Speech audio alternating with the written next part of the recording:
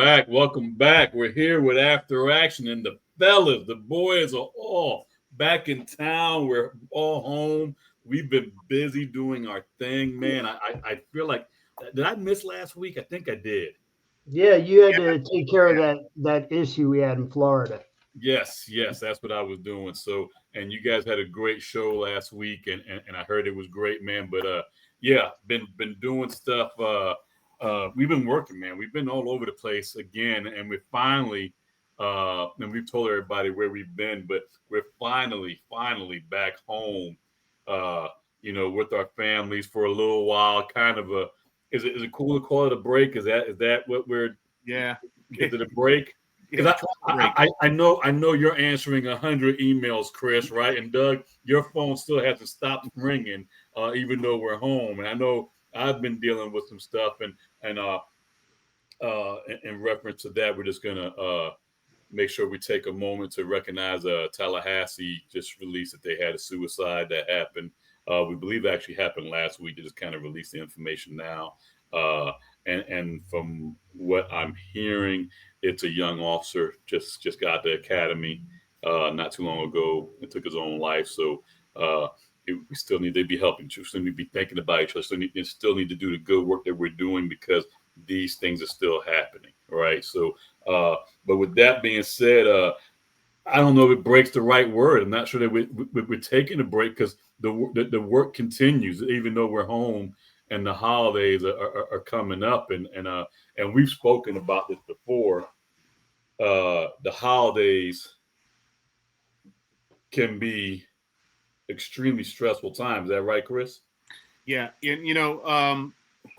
because I don't know and I'd even go back almost like 35 years of just being away over the holidays, whether it be deployments, whether it be working different jobs, stuff like that. So I really never got into. I used to really like Christmas. I don't think I like it as much anymore. It used to be like a big thing with all the family and stuff, but um, yeah, it could be a rough time. It's a time where, and I say this because every holiday that came around when I was still working, or it was when I was still on the job, I would take any shift for anybody. Like if you had a family, because I don't have kids, so if you had a family, I'd work those family days, those holidays, if somebody needed to go out. However, back in the day, New Year's Eve was mine. Fourth of July, like Right, big like drinking fun holidays were mine. But right. um, this time of reflection, normally when the families get together, if you lost somebody, like this will be our. It's funny how we say so. We just recently in my agency, we just lost two of my close friends passed away just within a day or two of each other, that I've known my whole career, and aren't like a million years old, right? So we're like, oh, man, what's going on? And then you have all that stuff going on, and then I'm thinking for this holiday, here I have the fortunate ability to hang out with my friends. I get to see Raul and Doug, and I get to hang out with Jill, the dogs, and then I'll go up and see my sister and my mom, my dad, and my extended family there. And I just and my sister's um, just lost a close friend too to cancer. So these are like when we're doing the holidays, it kind of reminds us like, hey, this is the last time we had this holiday was with this person or this person, and it kind of brings that up like and can kind of get you down a little bit. But I Yep. think in those times, um, more than any, it's so important to stay grateful. Yeah. Right? Like we can more like if I pass away, I don't want people to be upset. I want people to be. Well, I know there's going to be a ton of people that are going to be super excited, but I want people to like have fun. And I mention that because I was doing end of life stuff for my dad, right? And we were going through certain things, and I'm like, man, this it's going to be rough, but it's a conversation you have to have. And for those that don't know, my dad, in the last 20 plus years of his psychology practice, was dealing with geriatric psychology. So he was dealing with a lot of end of life stuff. So he's very prepared for it mentally, right? And we're going through the end of life stuff like, Pop, you want a service? Because so he went to Fordham University, which was a Jesuit school, and he grew up Catholic, and his brother was priest and a cop and all that stuff, right? So I said, well, what kind of service? He goes, I don't want a service. I was like, well, okay. And by the way, when it's your time to call and you're doing your thing, it's whatever goes. It's like your party, right? So he's like, I don't want a service. I don't want people getting dressed up and going to do this and just what. I don't want that. I said, okay. So what do you want? He goes, well, I want to be, cremated and my ashes put out to sea. Avid fisherman, love the outdoors, very athletic. And I said, not a problem. I said, well, what about like a celebration of life? He goes, I want you to take this down verbatim. I was like, all right. So I'm typing down. He goes, I want you and your sister to pick the pub of your choice to have a celebration.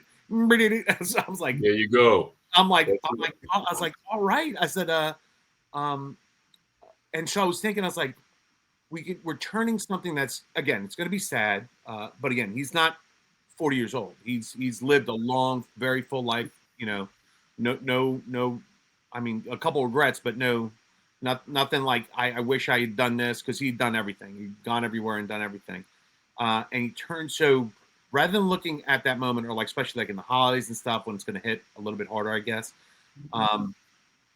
grateful for the time we have with people when we have it. And that inevitably when shit goes sideways or the bad stuff happens, that we have those people. We don't lose sight of being grateful for the people that are still here. Right. Be overwhelmed and overcome by the folks that are no longer here. Easier said than done. I get it. But yeah. Well, let me ask you this, Doug. And people don't know this, and I know everybody that tunes in to watch us, man. It's harder for first responders, right? I mean, for so many different reasons. And just they don't like being around the crowds. Don't like some shit. Sometimes we don't like being around our own families, and all the other stresses that we talk about. It's a little bit harder for first responders, for cops, for firefighters to remember to be grateful, especially at these times. It's hard for, yeah, of course. Yeah. And then there's the stress. Mm-hmm. And when we put that on ourselves, society has changed the holidays over time. When we were kids, obviously holidays were a lot different than they are now. Mm-hmm. But we make the mistake of turning Christmas into this giving spree. Especially if you got kids. Like when they were young, it was real easy. But when they get older, you're trying to provide for them and give them all these things. And as police officers, you can't, because you can't afford it. Not too many cops make decent money. And so you have these stress factors that come in. And so we put that stress on ourselves. You ever see the sign, Jesus is the reason for the season? Yeah. Like during Christmas, right? Jesus is. And so we've turned Christmas into this stress ball when really it's a birthday. It's a birthday celebration. So that's what I have to tell myself, because as you guys know, I struggle really hard over holidays, especially Christmas Eve and Christmas Day. So you got to constantly remind yourself of what is the main thing. What are you grateful for? I am grateful that I get to see my kids on the holidays. I think and absolutely, Doug, I think you're hitting the nail on the head. I think that the culture within first responder world, when it comes to just throughout the whole year, right? We kind of we're stressed and we're bringing all this pressure upon ourselves. Being the adrenaline going up and down, the threat focus, the hypervigilance, and just the culture of not really showing how you feel for the first 10 months of the year. Now in the 11th month, hey, we want you to be grateful. What grateful? It's kind of forget all about that kind of stuff, right? Because we don't really talk about this a whole lot throughout the year, do we? We don't really talk about this a whole lot throughout the year, do we? I mean, January to November 25th. When have we talked about being grateful and looking back at what you got? Yeah. And being thankful. So Is that a true statement? Does that make sense? I think it's about being. I just had this conversation with some folks about being present, right? So like where certain times of the year get us in our own, and again, it's different for everybody. Like some people lost, like I've lost some close family members in like the March time, and then like in October there's some other stuff that's gone down, and April is a shit show for me as well, right? But we're always focused like on what's going to happen. Like, oh, this is coming up, and then while we're thinking of that, we're going, man, I remember last time. So we're in the future and we're in the past, and we're never really kind of focused on the present. And it was funny that we're talking about this, but there's a couple guys that I've worked with that I went to. One I was in the military with, and then one that I was in, I was going to say boot camp, not boot camp, the academy with. And we kept in touch. And there's a text thread. And I know you guys have this too. There's certain text threads that I don't open in front of other people because there's relationship that goes on in those things. Just inappropriate. Hell, our text thread I don't open in front of people. But it was funny. So literally a couple days ago, really good buddy of mine who retired a couple years after me. He goes, out of the blue. This is out of the blue. Like normally when I see that come up, I'm like, all right, I'm getting ready to see a picture of someone's ass or like something goofy or whatever. And he goes, hey, I know we use this thread to kid one another and blah blah. He goes, but I just want to take the time to say, hey, listen, man, I appreciate you guys. Like it was like imagine that, like you're it's like being at a comedy show every night of the year, and then one night of the year, out of the blue, they're like, hey, listen, we just want to be thankful. It was, but it was appreciative, and it started, like for about a day and a half of us, like, hey, man, appreciate you and hope you're doing well. If you need anything, it went like that for a day and a half. And then some goofy shit started flying in, like, which is cool. Back to normal, yeah. But we're so like that caught me off guard, and you know what it reminded me of? 100%, like what Doug talks about, like just randomly calling somebody me like, hey, what are you grateful for today? Or how you doing today? Tell me something good that's going on in your life, because I know you guys have had some stuff going on in Florida. This stuff kind of winds up. We just had 2 suicides of some first responders up here in the last week or two, and just a lot of shit going on that we're constantly moving. Like, and I know you guys, not next week or maybe the week after, are flying up to upstate New York. I'm flying out, so my mind's next. So I'm leaving to go to Jersey here in a couple days, and then from Jersey I'm going to be flying up to New York, and then going. So I'm constantly thinking this. That text. A simple couple paragraphs of back and forth for a day and a half completely kept me grounded. And I'm grateful. And again, on the same note, it's maybe a little bit different, but like Doug and I talked for a little bit, like offline, and then Raul, something was going on. I got stuff going on with my family. Raul's like, hey man, just checking in. Like those little moments, which is crazy because we should be living in those moments more than we're not. And so I get it. We're too much ahead of us and behind us, and not enough where we're at. Because right now, look at it. I got roof over my head. I just ate some really bad Chinese food that I love. I got a Red Bull, right? And I got 2 of my closest friends that I get to bullshit with on a weekly basis. Yeah. Who's got it, right? I think it gets missed in the whole scheme of our lives, more especially because you're right. I think we're thinking about the past and then of course in the future, and have to get to be present because there's so much shit going on. And hell, we're not even active anymore. Yeah. I mean, because Doug, think back 10 years ago when you're still in the shit. Think back 10 years ago when you're still in the shit. When did you take time to say, man, got a wife and beautiful kids here in a house, and I'm doing okay. I'm grateful for what I've got. When did you 10 years ago, when did you say that to yourself? Yeah, I never did. I've actually had and it's a curse, but it's a double-edged sword curse. As a former, world level athlete, nothing was ever good enough for me. I was never grateful for my achievements. I tell the story when I won the world championship. The next day, I didn't care. I wanted another one that was faster, right? So I've always had that.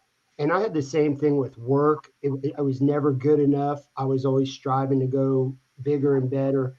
And then the same thing with my family. I would, it's not that they weren't the best, because they, in my eyes, my wife and my kids are the best on the planet. But the picture, I was never grateful when I came home because of the burdens and like you were just talking about. So for 1 year, or how many days are in a year? 365. 365. Don't laugh. I'm still struggling. I'm still trying to come back. But 364 days a year, we're in the shit.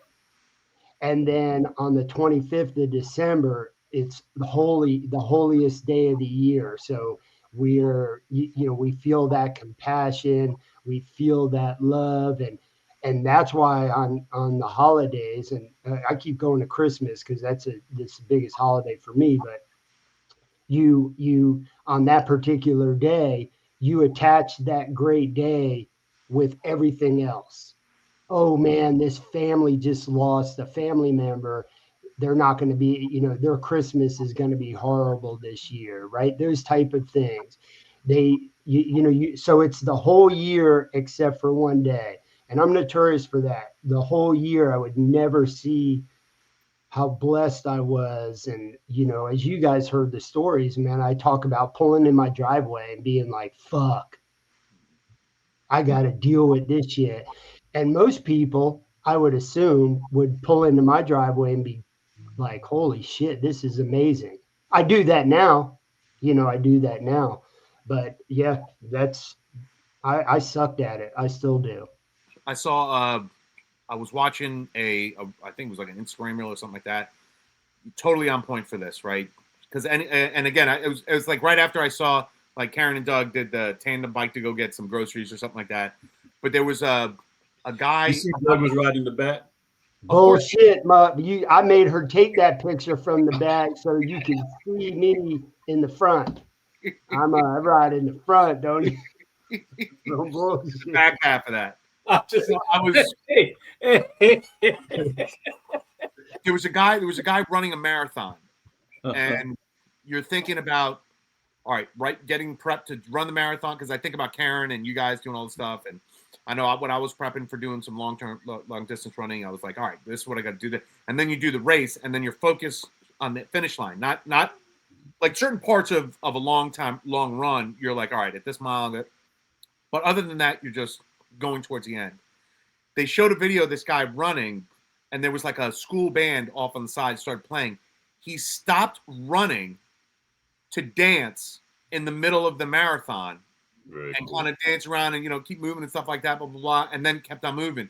And it was like, I was like, because the only thing I remember like if doing any kind of races or anything like that was the time I had when I finished the race, like when I did, or the prep work I did for it. The race was very like, it's like this little blurb in the middle of it. Right. He made it about being present. He was, I'm in the race. Sometimes it's not about getting to where you got to get to or where you came from. It's about just being where you are. And I remember thinking, I was like, and when I saw that, I immediately started thinking about like all the photos that Karen and Kelly and Megan and Doug were sending from the Marine Corps Marathon, like throughout the race. I'm like, they're doing that. They're being present in the middle of it as opposed to trying to get through it. And so I take that, and when I think about that, I think about like what Doug says is we spend most of our time thinking about when I get to work, this is what I got to do, and then once I'm at work, I'm focused on you're on. Then when you get done with that, and like when I used to go home, I used to park in the driveway and wait because I did not want to fucking walk into the house. So now I got to prep myself for what's going on in here. Never at any of those moments in times, with the exception of when the shit went sideways and you had to be very present. You're like, when rounds start flying towards you, yeah, you got to be in the tomorrow. You're not worried about yesterday. You're like, I'm in the moment. Now imagine that. The only time we choose to be present is in the middle of chaos. Chaos. Sir. So that's why maybe sometimes, and again, and we can get into the science of it. I don't think that's. If you wanted to look it up and go through all the stuff, and there's plenty of resources and citations that we could go over, but I think generally speaking, we strive to become overwhelmed in those chaotic places where we're really not overwhelmed. We're just operating at our best. I'm saying we're comfortable there. I think we get comfortable at that chaos level, right? So that's part of it. But I guess I wanted to hit this, and you mentioned science. So I'm going to kind of segue a little bit. But why should we be practicing some type of gratitude throughout the year? You know, why? How does that benefit us? How we feel or how we interpret things is directly correlated to our well-being physically, so physiologically. So you could be feeling shitty and then you get some good news and then you start feeling like really well. Scientifically, and again, there's a ton of books out there. The Body Keeps Count and Body Keeps Score, all those great books. Best book I ever read about that, how emotions or feelings of gratitude or excitement and stuff like that affect, was a book by Don Colbert called Deadly Emotions. And he talks about, like, the one thing that really stuck out with me was, have you ever known somebody who's had a parents that they've been together forever, one passes away, and then within a year or so, the other one passes away? Yeah. A lot of people say they're dying from a broken heart. Well, he actually breaks it down. The older you get, the lower your immune system gets, or your ability to kind of fight stuff off. But that the sadness of that kind of exacerbates the physicality of it, the physiological side of the house, right? So you're more prone to get sick. You're more prone to have prolonged illnesses and all these kind of things. And I'm speaking very generally. I don't want somebody to be writing a fucking term paper on, well, Scallon said that. But generally speaking, there's a direct link between your emotions and your physical wellness, right? Good, bad, or otherwise. So, and I kind of put that into practice with, and I've mentioned this before, like when I was first like working undercover and buying dope and stuff like that, and I was with this one guy. He's like, "Why don't you smile?" A simple smile in buying dope, and not like a goofy, like, "Hey, let me get some," but changes the entire theme of the room, right? Because you're relaxed, you're putting everybody at ease, you're showing that you don't care. It's one of those things where, like, if a kid falls down, he or she looks at mom or dad to see how they're going to react. If mom or dad freaks out, they freak out, right? But if they don't freak out, they kind of brush it off. You know what that's called? It's called being resilient. And it's actually teaching resilience, right? So the problem, when it comes down science-wise, we trained our brain and bodies to be a certain way for decades. Right. And that impacts us. What we need to start doing, and I think some agencies are doing it, but we need to start practicing that gratitude, or that self-awareness of being grateful for what we have and what's going on, as opposed to constantly, there's always something that we need to do or that's bothering us and stuff like that. That will keep us healthier physically.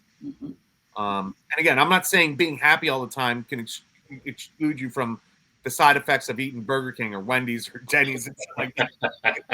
I mean, because that does make you happy, but is on point. Rocking our police interceptor. Gee, that's an old hat right there, brother. That's an old hat right there, the Ford Police Interceptor. Let me get back on point here. You brought up a big deal there, Chris, in reference to mood. I believe, and I think it's, I kind of worded it my way, but, practicing that gratitude at any time is going to improve your mood, which then leads to just, having just a little bit less stress, maybe a little bit better sleep. But you just the whole thing, just have you feeling a little bit better, if just because you practice a little bit of gratitude, and again, I'm talking about why we should be doing it throughout the year. And I'm not not going to be a hypocrite and say, you know, every day I wake up and I'm not that guy. Doug, I know you ain't that guy either. That's waking up every day and kind of like, you know, I'm thankful for no, and that's not when we're not that. Not going to sit here and lie and say that, but if there's especially when you wake up and see a cat lady every morning, and your wife dressed in a cat moo. See, the people that watch it, they don't know that your lovely wife happened just before we came on the show and started recording. She came out in her cat moo and kissed you. Good luck for the show or have a great show type thing. So that Karen, we love you if you happen to be watching and listening to us. But yeah, I think it's important for us to recognize that practicing gratitude throughout the year is just going to lead to so many positive things happening to you, even just a little bit. And again, like you said, you know, by just saying I'm thankful does not mean all the problems of the world are going to go away. That's not how that works. But is it going to put you in a better mood? Maybe put you in a better place to deal with the shit you got to deal with? 100%. That's what I'm talking about, right? So, and that's where I think that's a big deal, because you can go out angry, and I promise you, angry shit's going to happen. Yeah, no, I remember it was later on in my career. I was a sergeant, and I remember, you know, and hanging around with the other sergeants, and we're talking about different things. And I was hanging around a couple guys that were just like super fucking angry at everything. And I found myself being like, yeah, fuck that, or this is bullshit, and blah blah blah. And then I was like, because it's contagious. That toxicity is very contagious, right? And then it came to a point where I was doing some stuff, and I started doing some really good things that I'd loved doing with the peer programs and getting that off the ground. And I said something. I said, hey, we need, in the context, I was talking to one of the executive level staff, and I said, hey, we need a standalone building. He's like, well, we want to keep our eye on you, make sure. I was like, if you don't trust me to do this, automatically on the defense, if you don't trust me to do this, then put me somewhere else. And I remember thinking in that moment, I was going, you know what? There is no, first of all, I'm a supervisor. There is no place on this department that you can put me that's going to hurt me. I'll come to work every day. I'll do my job, what I'm supposed to do. And by the way, I'm coming off of, I went all the specialty units, right? And then one of the latter part, when I left K9, I went to Central Records, which is a fucking nightmare in and of itself. But it's a day office job kind of thing. And as Central Records, the processes suck and they're tedious. I had guys working for me that were registering felons every day, the sex predators and all the, you know, it just gets tedious. And I'm like, wait a minute, I'm a boss. I can do what I want when I want to do it. I'm going to have to deal with certain things. I said, but what if I change my attitude? Like, the department's going to shit on you no matter what. That's fine. That's okay. It's going to happen, right? But what if I'm like, okay, that's fine. Guess what I still get to do? They're still paying me to come in. I still handled some of the shit that I need to handle. The only difference is how I chose to respond to all the stuff. So I came across that he was a lieutenant, actually. The sergeant got promoted to lieutenant. He goes, man, I get promoted now. I've got all this other drama and blah, blah, blah. I was like, hey, fuckstick, you're a lieutenant.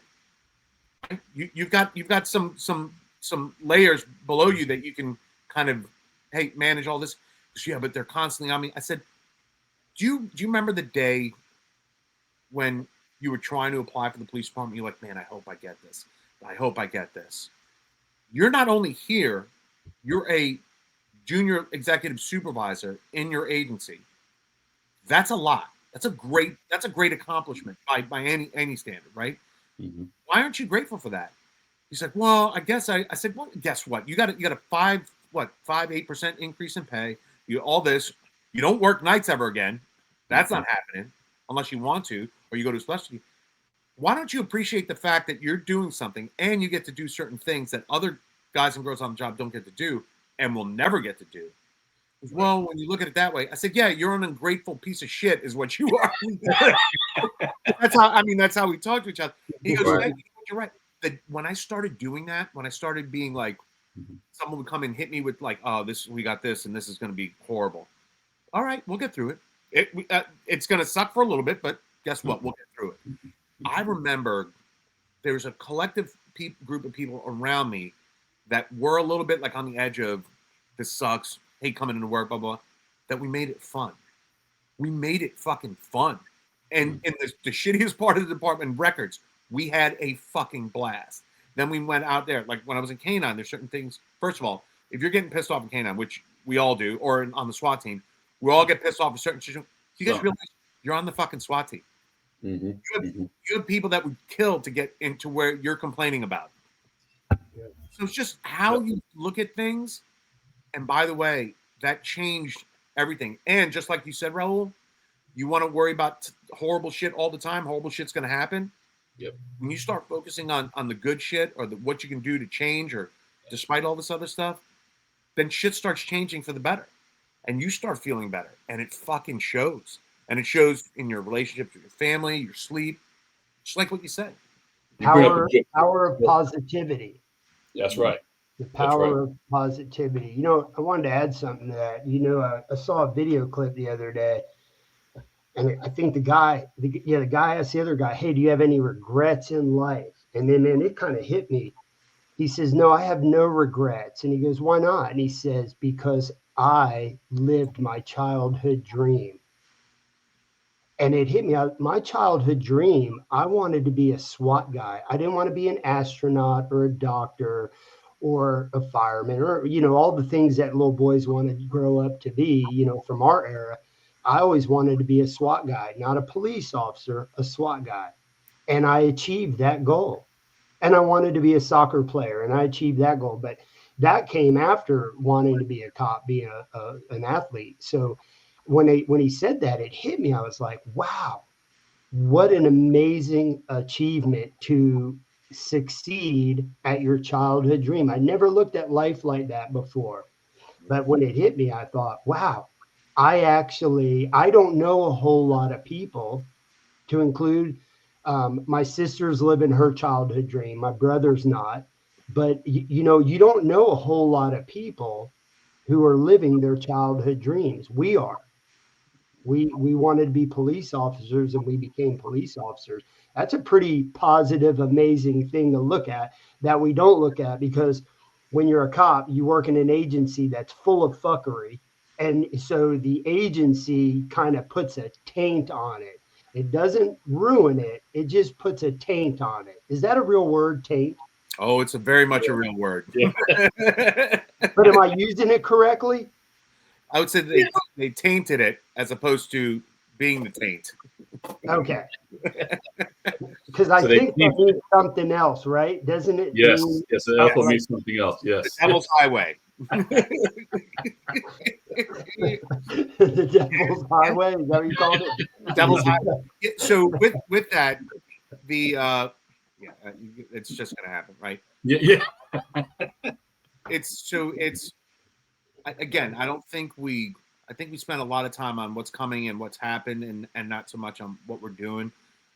But the other thing I wanted to add to that, because Doug brought it up, and it's positive psychology, which is, it's been around for a while, but it's starting to make a really big push. And I do stuff with the National Fraternal Order Police Power and Peers program.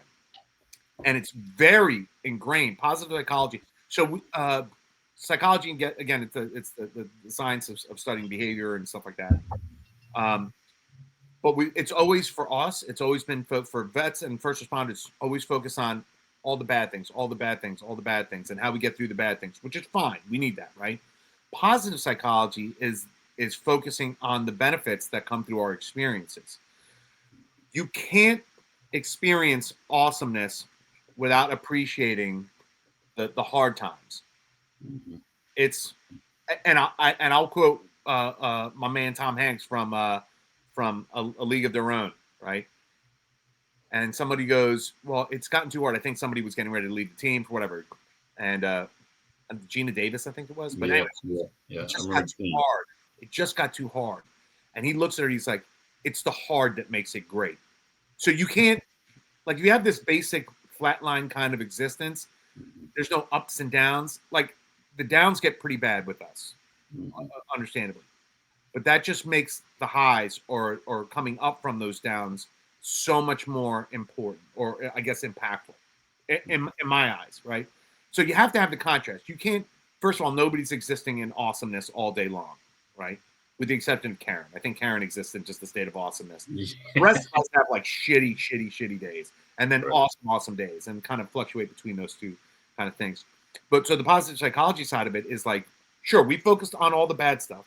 And by the way, we've talked about this before. Every conference we go to, this is bad. This is what this looks like. This is how horrible this is. And nobody talks about the benefits of this or what we do when we get it. So there's a positivity to it. And by the way, that the part of positive psychology is looking at post-traumatic growth, Mhm. how you grow from these certain horrible situations or traumatic events. And we talked about this previously, vicarious resilience, seeing somebody else go through what, and I'll bring Karen back. Karen went through some stuff, physically and emotionally, that I look at how successful she's been navigating that, despite having been married to Doug, right? At least he's honest. A lesser person Mhm. wouldn't have been that successful. So when I see her do that, or if she's running, or I see Doug doing something, or riding the surfing for the first time in a long time, or do all that kind of stuff, that makes me believe that, hey, listen, as bad as they had it or whatever they went through, look at these high points. I can do that. That's that vicarious resilience. That if Doug and Karen and Raul can do it, I can do it, and it works. It works phenomenal. And we focus on the bad stuff, and we have to. It's because it's the nature of our job. But that doesn't mean we can't also focus on the awesomeness of it. Mhm. The person that just passed, the two folks that just passed away that are close friends of mine, horrible situation. But the support that we all in our different communities gave to each other was phenomenal. You can't get that anywhere else. I don't know where you can get that.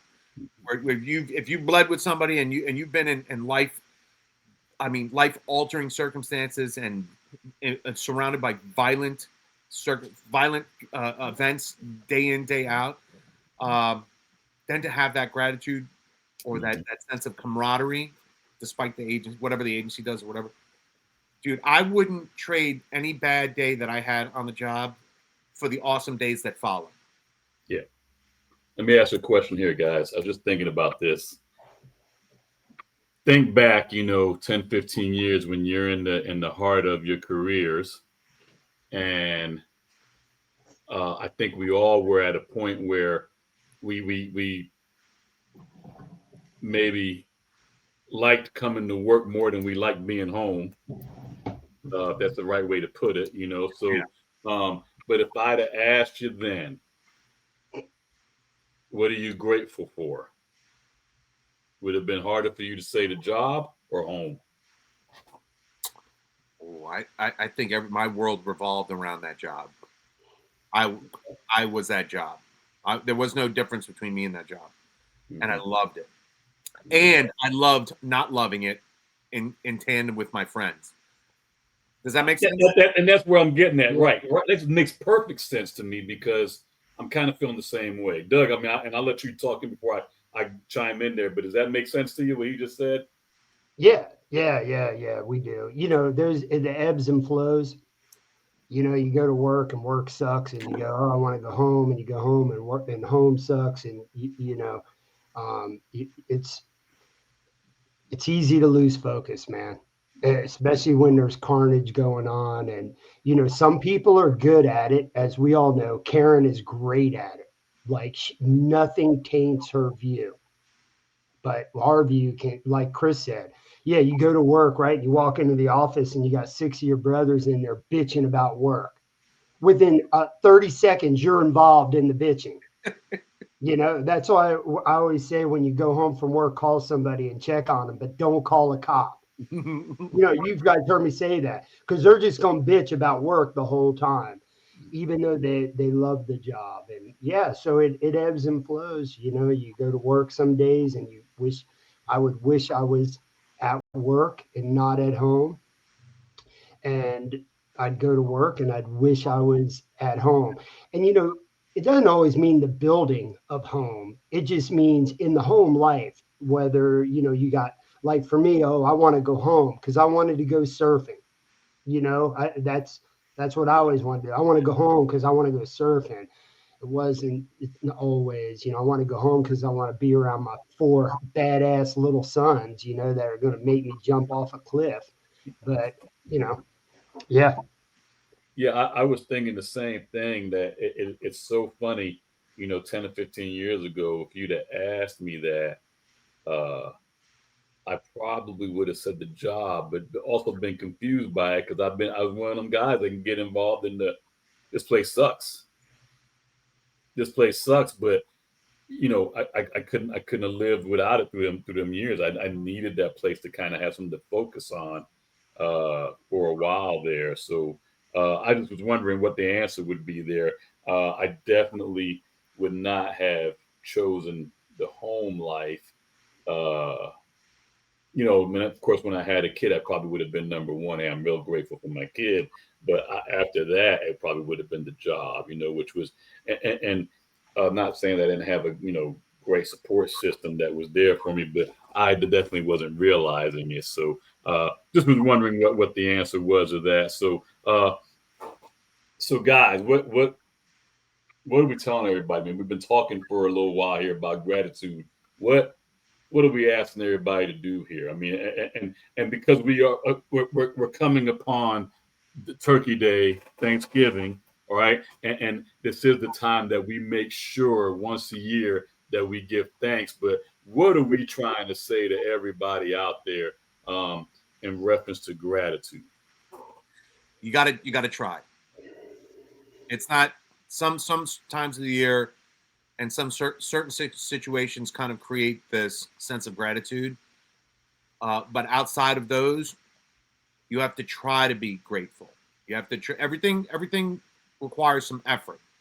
And again, sometimes it's hard, but just again to quote my man Tom Hanks, it's the hard that makes it great. Like those, it's those moments. So I think what we're trying to say is pause, be present, and realize even in the shitty situation that you may be dealing with, despite what you're going on, because shitty situations are temporary, and temporary is a obscure word.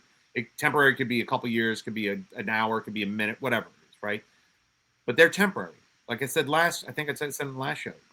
The greatest thing about this is the bad times will absolutely pass. The good times, as great as they are, will pass. The one constant is change. So if we're so focused on things I wish I was back there, or I hope I'm here, and pause, take a breath. Don't worry about tomorrow. Don't worry about yesterday, and be present. Not just on Thanksgiving or Christmas or whatever, but do it on a Tuesday in February, or do it on a Wednesday in August. Just don't let the seasonal, because that's a thing. There is a seasonal type depression and seasonal. It's evidence-based. I mean, there's stuff that the seasons, temperature, time, sunlight, all these things play a part.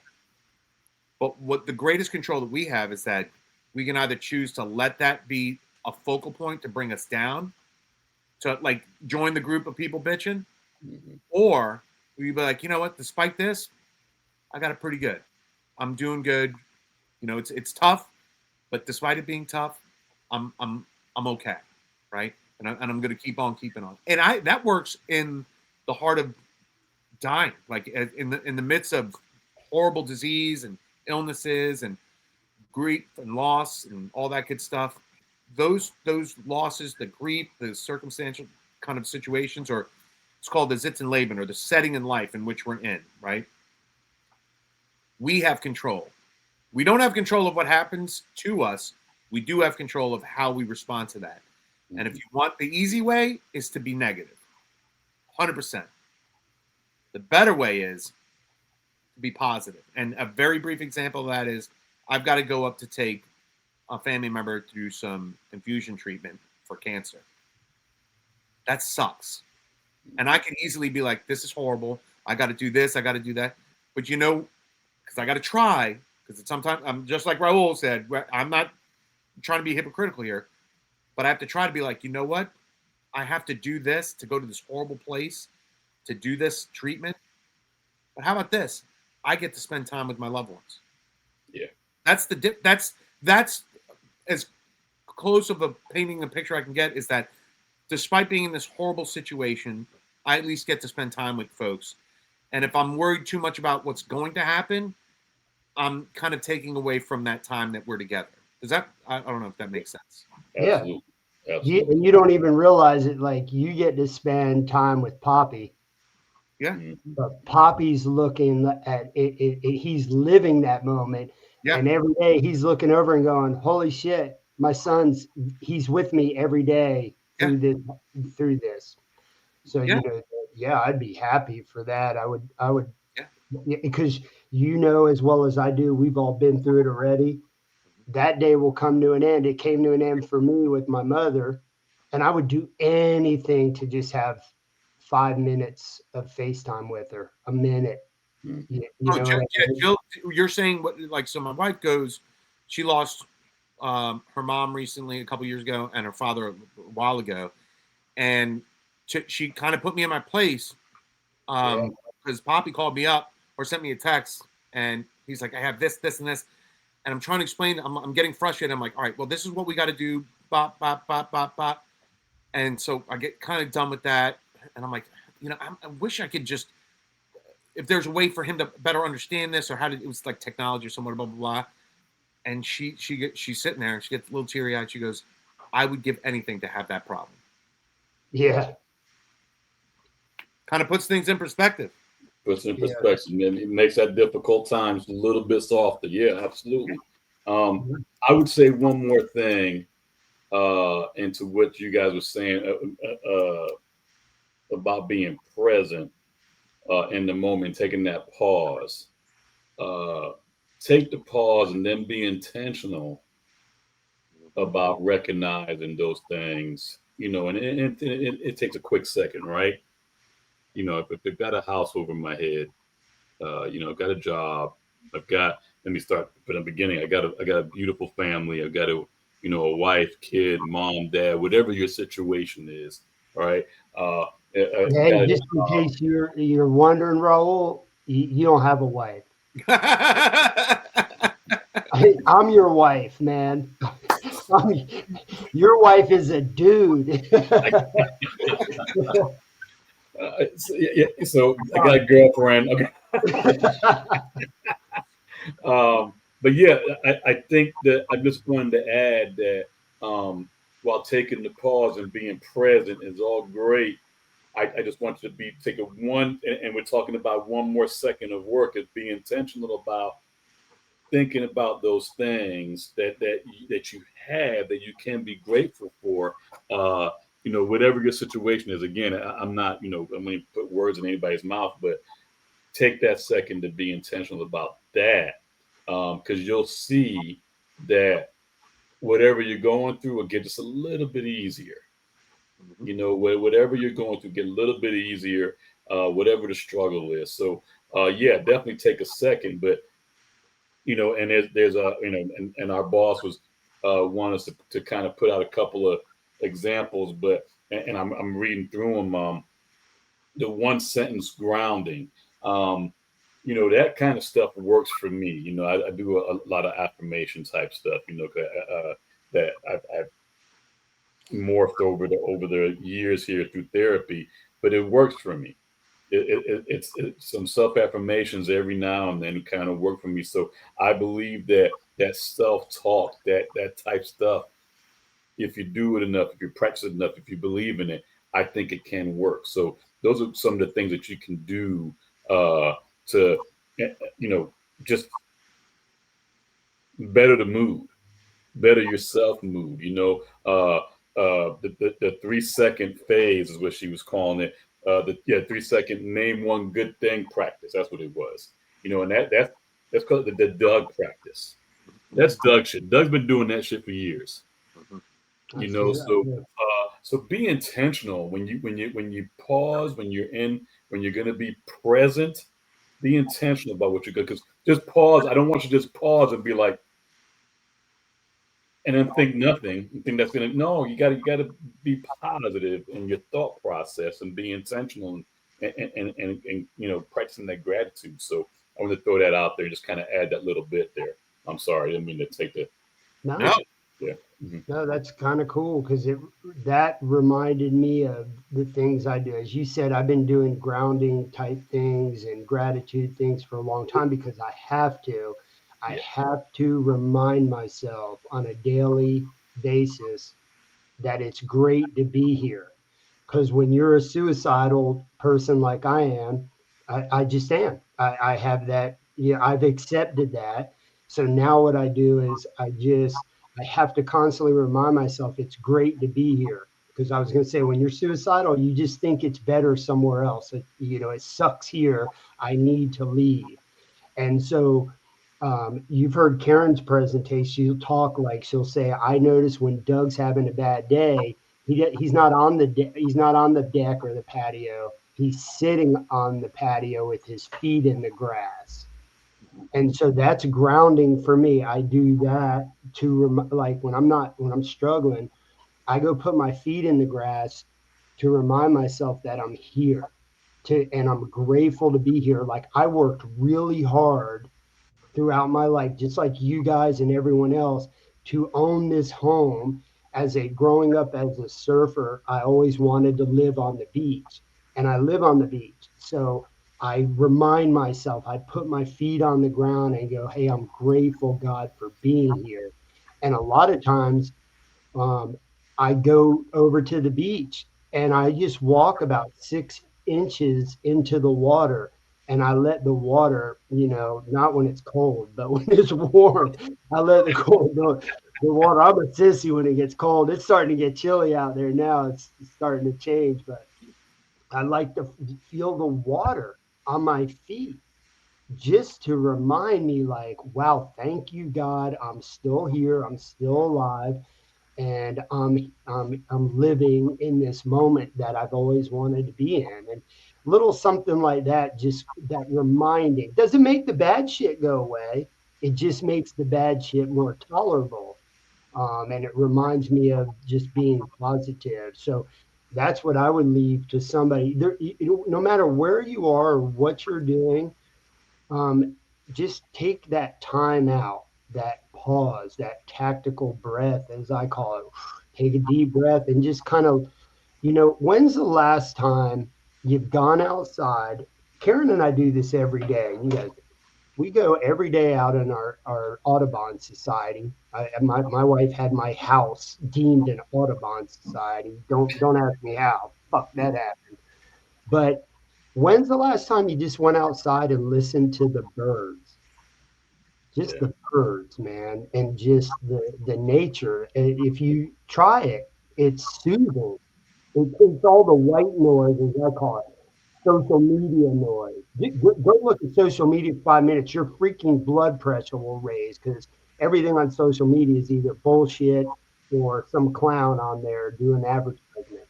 So, maybe take that time to whatever it is that you love and whatever makes you feel good to put yourself in that moment.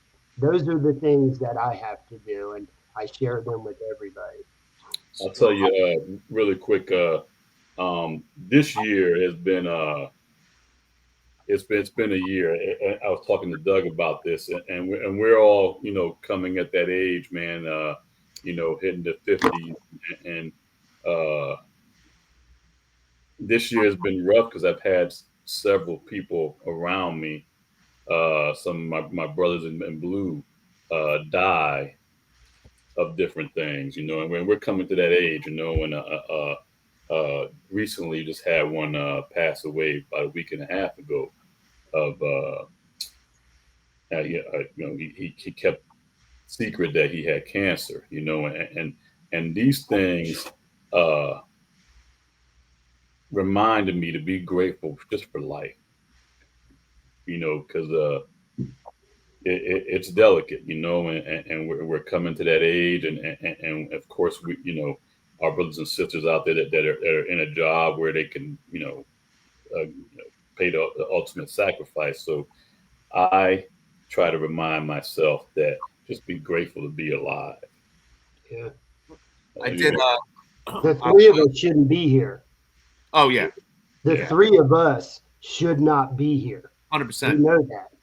I And so did. that, So this is where my nerd comes out. I when involving social media and stuff like that, I watch a lot of stupid, like funny videos and fun, like cats and dogs. And me and a good friend of mine from New York that I went to school with, we don't say words at all.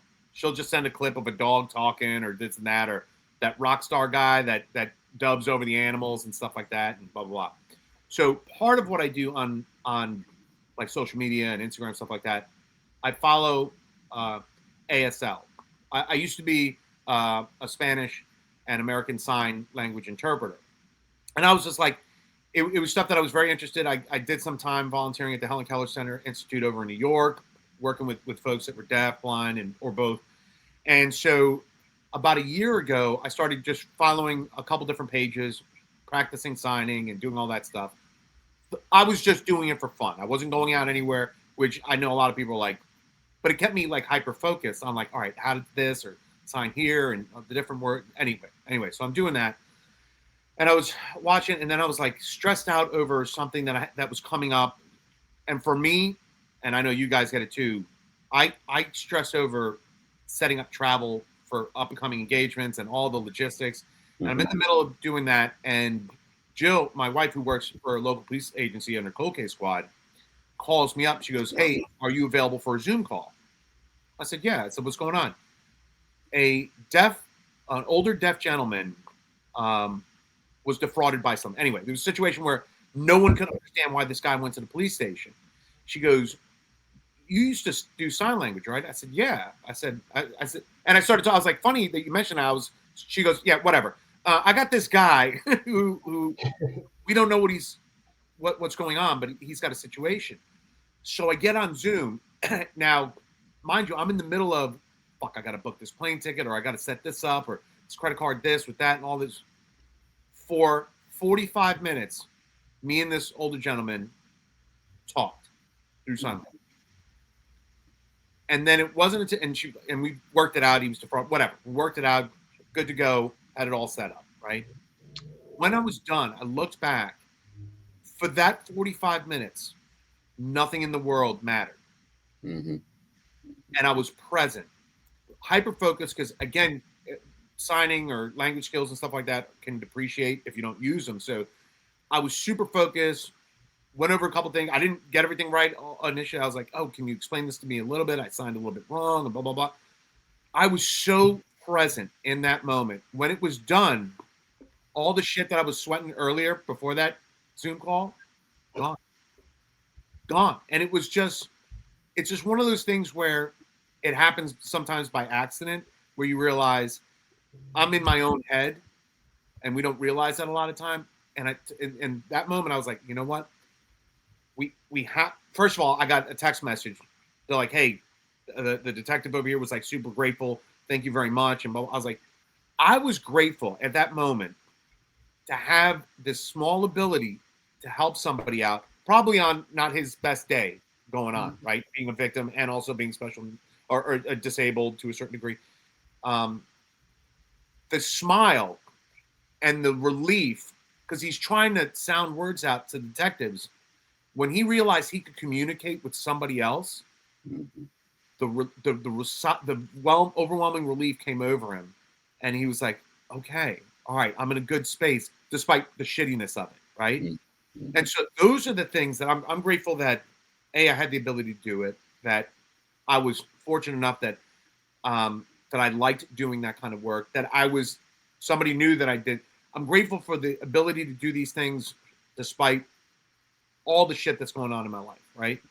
So that's when I talk about pause, those things, or the social media. I use social media to my advantage. When I see stuff and I start getting pissed off, I'm like, well, I'm done watching what's going on in Chicago and New York or all this other. I'm going to start watching some goofy, funny videos. Or let me go do 20, 30 minutes of just sign language stuff. Or let me make sure I'm not sending Doug's wife, Karen, 500 memes about cats and just maybe 20, like shit like that.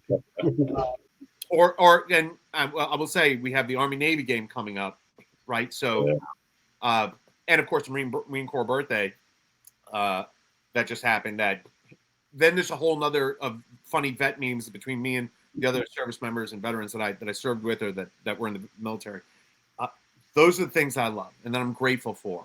But if I don't take the time to sit and appreciate it and be in that moment, I would have forgotten that. So that's kind of that's where we're at. That's where we're at, and I will tell you on the end of this, I'm grateful for Raul. I'm grateful for Doug, Marky, Karen, Jill, the whole gang, my family. No matter what's going on in my life, there's some concrete pillars that keep me grounded, that keep me safe from myself and from all the bad shit that happens and all the hard times. I think the hard times are made easier because I know I've got that support, and not everybody has that support. Not everybody has that kind of love, right? So super grateful for that, and that's where we're at, I think. I think so. And Doug, go ahead, man. I'll give you the last word there, man. We're up at about an hour now, so what's the last word you have, man? I think I already said it. Yeah, be grateful for the moment. I'm in the, I look at life as a quarter, as 4 quarters, like a game, being like a soccer game or a football game. And I'm in the last quarter of my life, of the game of life. And so what I just tell myself is, man, God, I'm grateful to still be in the game. I'm not a very good spectator. I'm a participator. Just like you and I've talked, you know, I'm so grateful. I don't get mad that, when I see other SWAT guys or SWAT teams or when we go to Roundup, I'm just always grateful that I got to be part of that. And, so just deep dive into what you're grateful for, especially over this Thanksgiving weekend. And whether it's a cup of coffee or it's being at your family's for dinner or going to an event, just everything that you have in life, you should be grateful for, and just remind yourself of that, over the next few days, and it'll help. It'll help. That's for sure. Yeah, I echo everything everybody said. Just I'm just going to add just more than just the next few days. Try to remember to take care of yourselves and be grateful throughout the year for everything. For life, for your family, for your job, and for everything else that you have going on. Be grateful. Remember to be intentional about that and take care of yourselves. And as always, guys, if you were somebody, first of all, thank you to Marky, and I'm grateful for you guys. Marky, the boss there. Yes, yes, yes. Give it up for Marky. And After Action, absolutely grateful to them for giving us this platform right here. And now, if you or anybody you know is struggling and needs some help, our information will be in the credits. Reach out to us. We will be there for you. And with that, good night. Happy Thanksgiving.